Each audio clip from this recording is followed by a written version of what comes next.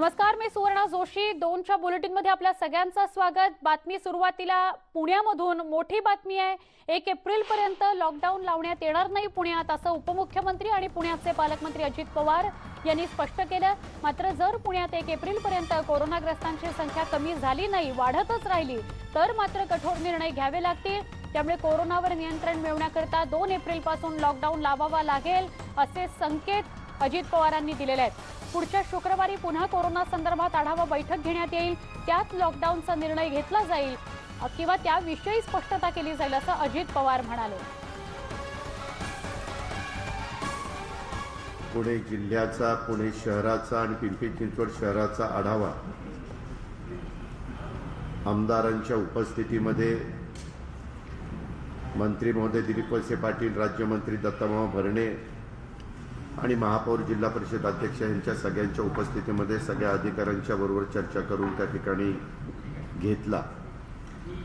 मला महाराष्ट्रातल्याही जनतेला सांगायचं आणि माझ्या पुणे शहराच्या परिसरातल्या जिल्ह्यातल्या पण जनतेला सांगायचं, परिस्थिती गंभीर बनत चाललेली आहे. आता कुठंतरी नाईलाजास्तव कठोर निर्णय घेण्याची वेळ जर परिस्थिती अशीच राहिली तर 2 एप्रिलपर्यंत आम्हाला घ्यावी लागेल.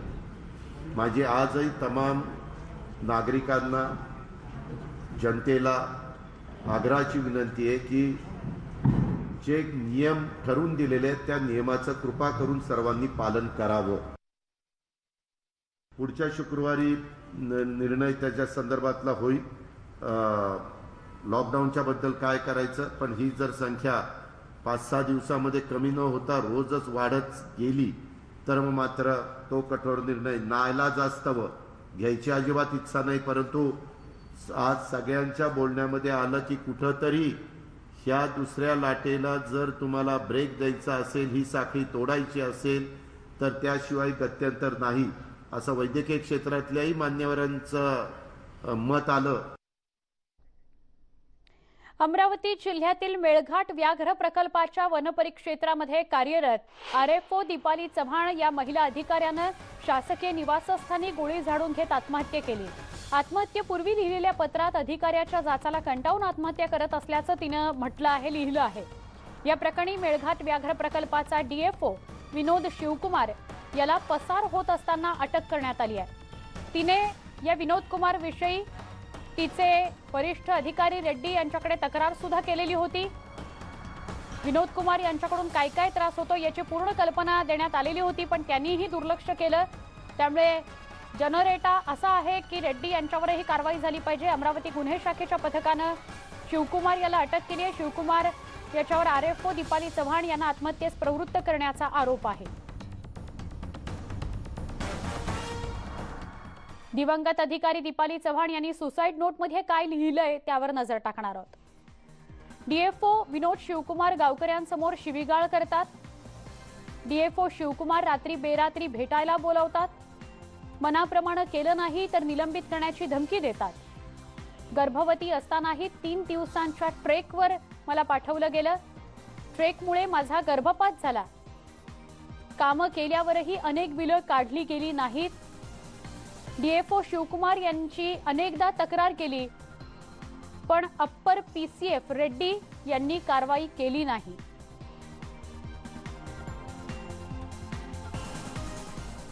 दरम्यान आरएफओ दीपाली चव्हाण यांच्या आत्महत्येस कारणीभूत अप्पर मुख्य वनसंरक्षक MS रेड्डी यांनाही अटक करा अशी मागणी आता दीपालीच्या कुटुंबियांकडून होतीये. या मागणीकरता अमरावतीच्या शवविच्छेदन गृहासमोर कुटुंबीय आणि वनकर्मचारी ठिय्या आंदोलनाला बसले आहेत.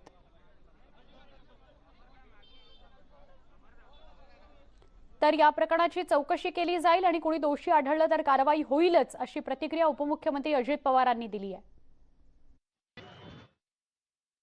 भावनिकून काहीतरी उत्तर त्या ठिकाणी जायला होतं, परंतु का तिनं गोळी घालून आत्महत्या केली, नक्की त्याच्या पाठीमागचं कारण काय, फॅमिली मॅटर काही होतं का, ती कशाने दुसऱ्या आजाराने त्रासली होती का, आणखीन काही तिला वेगळा त्रास होता का, तिला कोणी काही ब्लॅकमेलिंग करत होतं का, तिला वरिष्ठ अधिकारी, हे सगळ्या अनेक त्याच्यामध्ये कंगोरे असतात.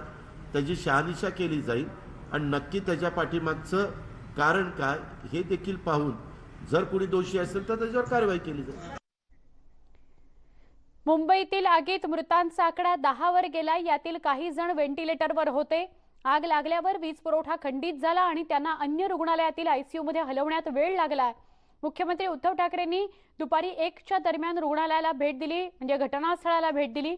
आग मॉलच्या पहिल्या मजल्यावर लागली, तिथून ती 3ऱ्या मजल्यापर्यंत पसरत गेली। यात कोणी दोषी असेल तर नक्की कारवाई होईल असं मुख्यमंत्र्यांनी सांगितलं।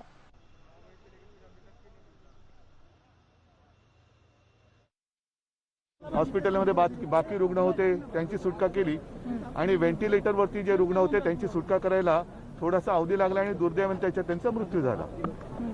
एकूणच काय की अशा दुर्घटना घडल्यानंतर आपण सगळे जागे होतो, मग चौकशी लागते, तशीच याही बाबतीत चौकशी केली जाईल। जर याच्यामध्ये कोणाचा काही दोष असेल, गुन्हा असेल तर साहजिकच आहे कायद्याने त्यांच्यावरती कारवाई केली जाईल।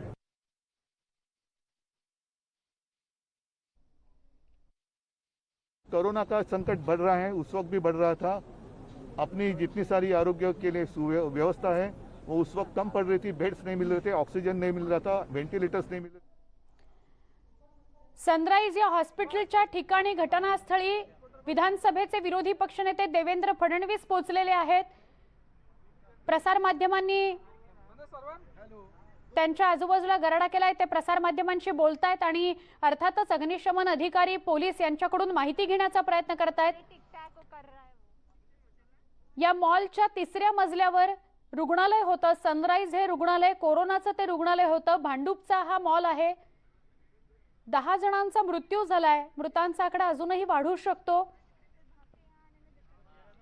मृतांच्या नातेवाईकांना मदतही सरकारकडून जाहीर करण्यात आलेली आहे, पण इतका मोठा हलगर्जीपणा किंवा अक्षम्य दुर्लक्ष झाल्यानंतर या घटनेविषयी चर्चा होते, हे खरं तर खेदजनक बाब आहे। मॉलच्या वर हॉस्पिटल उभारण्याला आणि तेही कोरोनाचं हॉस्पिटल उभारण्याला किंवा सुरू राहण्याला परवानगी कुणी दिली असाही प्रश्न उपस्थित होतो। देवेंद्र फडणवीस घटनास्थळी आलेले आहेत, तिथे ते आढावा घेत आहेत, माहिती घेत आहेत सगळ्या परिस्थितीची।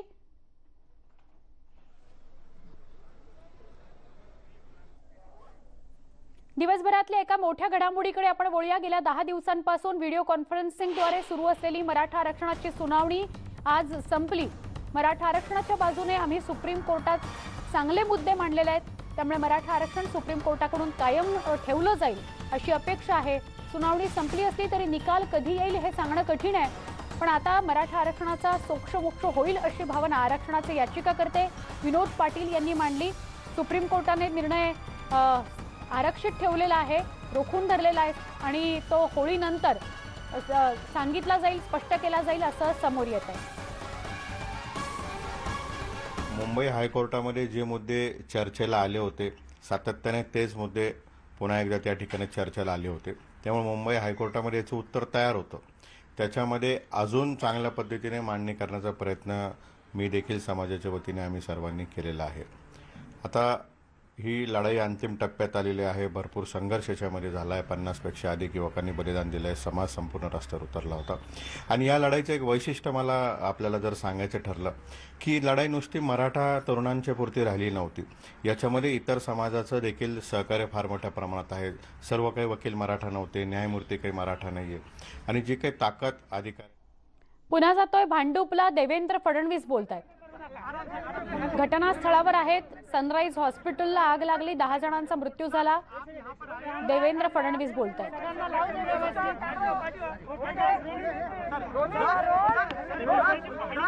आज माहिती घेतलेली आहे, काय माहिती मिळाली आपल्याला आणि या संपूर्ण घटनेला तुम्ही कोणाला जबाबदार ठरवताय?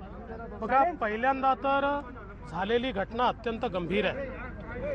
हे कोविड हॉस्पिटल या ठिकाणी सुरू झालं, या मॉलला ओसी नव्हती, पण मुख्यमंत्र्यांनी सांगितलं की आम्हाला त्यावेळेस आवश्यकता असल्यामुळे आम्ही ती सुरू केली। पण यातला महत्त्वाचा विषय असा आहे की भंडाऱ्याची घटना झाल्यानंतर सगळ्या हॉस्पिटल्सचं फायर सेफ्टी ऑडिट आम्ही करू अशा प्रकारची घोषणा ही माननीय मुख्यमंत्र्यांनी केली होती। विशेषतः जे मेकशिफ्ट हॉस्पिटल्स आहेत किंवा टेम्पररी सुरू केलेले हॉस्पिटल्स आहेत, याची फायर सेफ्टी ही तात्काळ झाली पाहिजे अशी वारंवार मागणी होती. ते देखील आम्ही करू असं सांगितलं होतं, पण कुठलंही फायर सेफ्टी ऑडिट या ठिकाणी झालेलं दिसत नाही. सरकार घटना घडली की केवळ घोषणा करते, घोषणेच्या पलीकडे सरकारच्या माध्यमातून काही झालेलं या ठिकाणी दिसत नाही. आणि अनेक गोष्टी आता या ठिकाणी आल्यानंतर समजत आहेत. म्हणजे विशेषतः रेस्क्यू करण्याकरता कशा अडचणी आल्या, कारण त्याची व्यवस्थाच या ठिकाणी नव्हती. किंवा अनेक संभ्रमाच्या देखील गोष्टी येत आहेत की आग नेमकी कुठे लागली आहे, मग त्याचा काही PMC बँकेशी संबंध आहे का, असंही काही लोक सांगतात. त्यातलं सत्य माहिती नाही, पण अनेक गोष्टी त्या ठिकाणी काही दुकानदार येऊन सांगतायत की आमची NCLT केस होती म्हणून आग लागली. ठीक आहे, या सगळ्या कथा ज्या आहेत त्याच्यावर आज विश्वास ठेवण्याचं कारण नाही, कारण त्याचं संपूर्ण आपल्याला विश्लेषण करावं लागेल. पण जी घटना घडली आहे त्याच्यामध्ये मात्र BMCचं सरकारचं अतिशय अक्षम्य अशा प्रकारचं दुर्लक्ष आणि ढिसाळपणा हा स्पष्टपणे या ठिकाणी दिसतो आहे. आता ठीक आहे की त्या संदर्भात आत्ता काही फार बोलणं योग्य होणार नाही, कारण आत्ता लोक सगळे दुःखात आहेत. पण मला हे समजत नाही की अजून किती लोकांची मौत झाल्यानंतर या सरकारला जाग येणार आहे आणि अशा प्रकारच्या ज्या व्यवस्था या ठिकाणी उभ्या केल्या जात आहेत. आता मेकशिफ्ट व्यवस्था देखील ज्या तयार केलेल्या आहेत त्यातही कुठे फायर सेफ्टी नाही आहे. ईश्वराच्या कृपेने तिथे काही झालं नाही आणि होई नाही, पण उद्या अशी एखादी घटना घडली तर कोणाला आपण जबाबदार ठरवणार आहोत. आणि म्हणून मला असं वाटतं या घटनेची सखोल चौकशी झाली पाहिजे, कारवाई झाली पाहिजे आणि अशा घटना होणार नाहीत याकरता घोषणा नाही तर ॲक्च्युअल ॲक्शन ही सरकारच्या वतीनं झाली पाहिजे अशी आमची अपेक्षा आहे. 2 महिन्यापूर्वी एक ऑडिट झालेलं होतं, ते ऑडिट मॉलचं झालेलं होतं आणि त्यामध्ये या मॉलमध्ये सेफ्टी नाही आहे असं सांगण्यात आलेलं होतं. तरीही 2 महिने कुठलीही कारवाई झालेली नाही आणि आता ही आग लागण्याची घटना घडते. हे फायर सेफ्टी ऑडिटच्या संदर्भात जर कारवाई झालेली नाही तर त्या संदर्भात जे जबाबदार आहेत त्यांच्यावर तात्काळ कारवाई केली पाहिजे. आज ये जो आग यहाँ पर लगी है बहुत ही सीरियस इस प्रकार का ये सारा मसला है. कई लोगों की मौत हुई है, कई लोग मौत के मुंह में चले गए हैं और एक प्रकार से इसमें सरकार की और BMC का अक्षम्य इस प्रकार का हम लोग कह सकते हैं कि उन्होंने कोताही इसमें बरती है. क्योंकि विशेष रूप से भंडारा की घटना में जहां 10 बालक जलकर मर गए, उस घटना के बाद सरकार ने घोषित किया था कि सारे हॉस्पिटल्स का हम लोग सेफ्टी ऑडिट करेंगे, फायर सेफ्टी ऑडिट करेंगे. ये तो बिना OC की बिल्डिंग, जहां पर मुख्यमंत्री जी कहते हैं कि कोविड को देखते हुए हमने मान्यता दी थी. सबसे पहले तो फायर ऑडिट यही करना चाहिए था. यहाँ पर कोई फायर ऑडिट नहीं किया गया. आज जब आग लगी तो अगर यहाँ पर रेस्क्यू की जगह होती तो लोगों को बचाया जा सकता था, लेकिन फायर ब्रिगेड को रेस्क्यू करने के लिए भी बहुत तकलीफ उठानी पड़ी. और कुल मिलाकर अगर हम देखें तो ये सारा जो मसला है ये सरकार का और BMC के कोताही के कारण हुआ है और इसकी जांच होनी चाहिए और जो दोषी है उनके ऊपर कार्रवाई होनी चाहिए, ऐसी हमारी मांग है. सीएम माफी मांग रहे हैं लेकिन जिम्मेदारी लेने के लिए तैयार नहीं इस घटना की. देखिए, जिम्मेदारी तो लेनी ही पड़ेगी और केवल उनको नहीं तो जो जिम्मेदार है, और विशेष रूप से BMC में जिस प्रकार से भ्रष्टाचार के माध्यम से किसी को भी परमिशन मिल जाती है, कैसी भी परमिशन मिल जाती है, ये सारी चीज़ों की जिम्मेदारी ये BMC को भी लेनी पड़ेगी, CM साहब को भी लेनी पड़ेगी और सरकार को भी लेनी पड़ेगी. या भागात असे अनेक अनधिकृत हॉस्पिटल आहेत, अनेक अनधिकृत नर्सिंग होम आहेत अशी सुद्धा माहिती मिळते आणि दर काही वर्षांनी इथं बिल्डिंग कोसळण्याच्या घटना सुद्धा घडत असतात. मला असं वाटतं की एकूणच BMCचं प्रशासन हे भ्रष्टाचाराने इतकं पोखरलेलं आहे की त्यातनं कुठली ॲक्शन होईल असं वाटत नाही. माझं तर मत असं आहे की न्यायालयाने सुमोटो या संदर्भातला कॉग्निझन्स घेतला पाहिजे आणि BMCला या ठिकाणी डायरेक्टिव्स दिल्या पाहिजे. इस लापरवाही को CM मानने के लिए तैयार नहीं है, जबकि CS की रिपोर्ट को लेकर के कहीं न कहीं रश्मि शुक्ला को दोषी जरूर ठहराया गया है. पूरी रिपोर्ट कल आपने देखी होगी, कितना गंभीर मानते हैं? देखिए, पहले तो मैं इस घटना के बारे में बोलूं तो मुझे ऐसा लगता है कि मैं ऐसा मानता हूं कि यहाँ पर सबसे ज़रूरी ये बात है कि इसके ऊपर कार्रवाई होनी चाहिए. यहाँ पर जो इलीगल हॉस्पिटल चल रहे हैं, इलीगल बिल्डिंग्स है, उसके ऊपर कार्रवाई होनी चाहिए. लेकिन BMC का प्रशासन भ्रष्टाचार से इतना ज़्यादा सड़ चुका है कि वहाँ से कार्रवाई होगी ऐसा लगता नहीं. मैं तो मानता हूँ माननीय हाई कोर्ट ने खुद इसका संज्ञान लेना चाहिए इसकी कमेटी हाईकोर्ट ने तैयार करनी चाहिए और उसके अंतर्गत इस पर कार्रवाई होनी चाहिए। सीएस रिपोर्ट को लेकर सीएस की रिपोर्ट को लेकर किस तरीके से देख रहे हैं, और खास करके ऐसे समय में जब रश्मि शुक्ला को खुद दोषी बना दिया गया इस पूरी रिपोर्ट में। देखिए, कल जो सीएस की रिपोर्ट उन्होंने दी है, मैं ऐसा मानता हूँ क्योंकि सीएस श्री सीताराम कुंटे को मैं अच्छे से जानता हूँ, वो सीधे राह चलने वाले व्यक्ति है, और वो रिपोर्ट पढ़ने के बाद मैं तो ऐसा मानता हूँ कि रिपोर्ट उन्होंने तैयार ही नहीं की। ये रिपोर्ट शायद मैं ऐसा मानता हूँ कि जितेंद्र आव्हाड या नवाब मलिक इन्होंने शायद तैयार करके उनको दी और उन्होंने सिग्नेचर की है।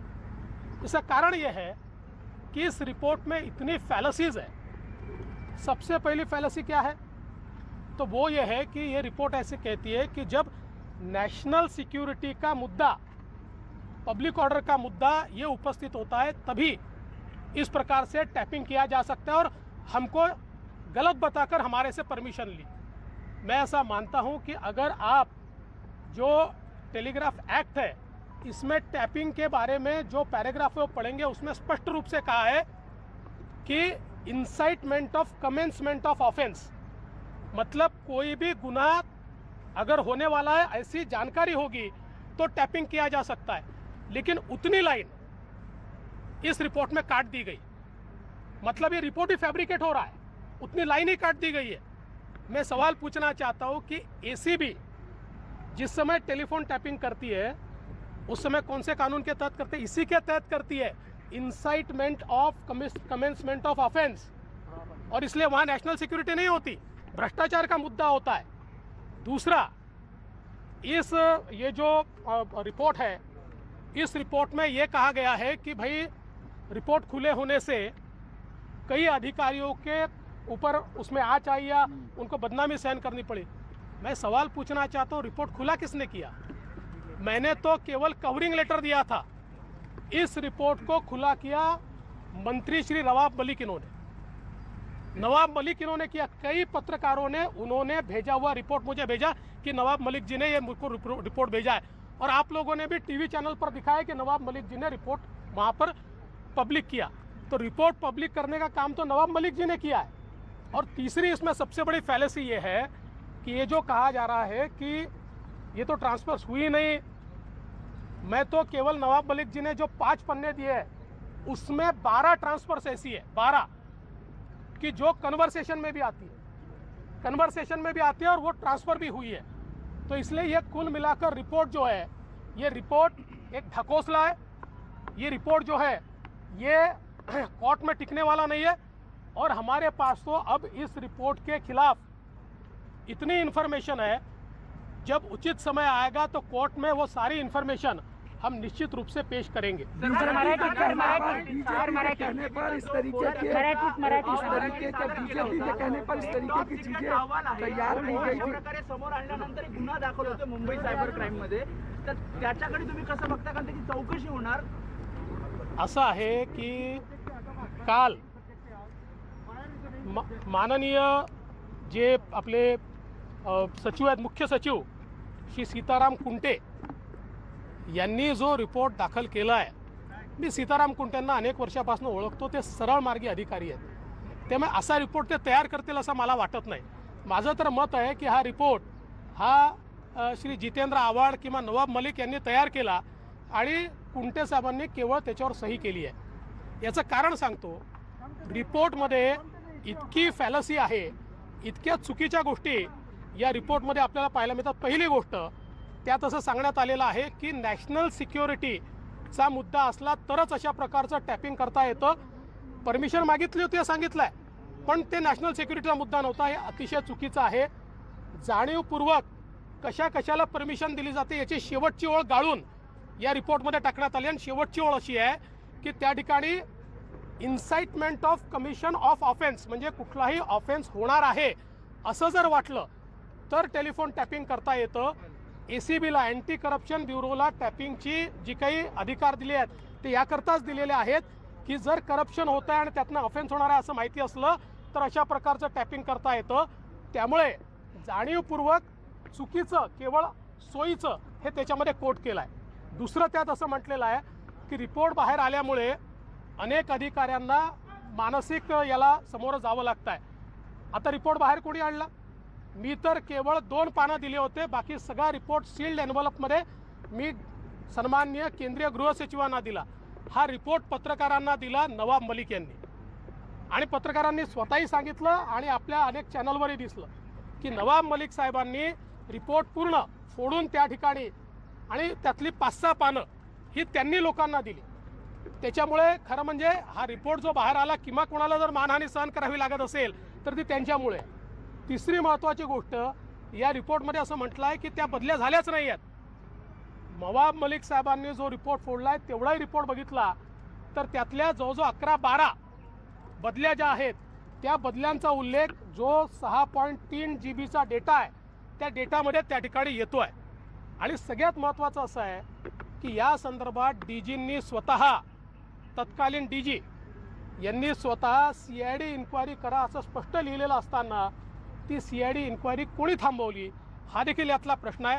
आणि म्हणून काहीच हरकत नाही आहे, सरकारला जी चौकशी करायची आहे ती केली पाहिजे. या संदर्भात खूप पुरावे आमच्याजवळ, आम्ही कोर्टामध्ये ते सगळे पुरावे देऊ.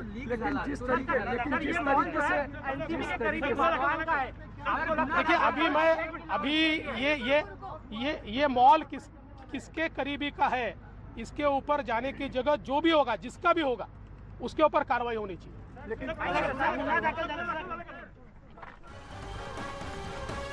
विधानसभेचे विरोधी पक्षनेते देवेंद्र फडणवीस यांनी पत्रकारांशी संवाद साधला. ते भांडूपच्या रुग्णालयाच्या परिसरामध्ये होते जिथे आग लागली आणि 10 जणांचा मृत्यू ओढावला.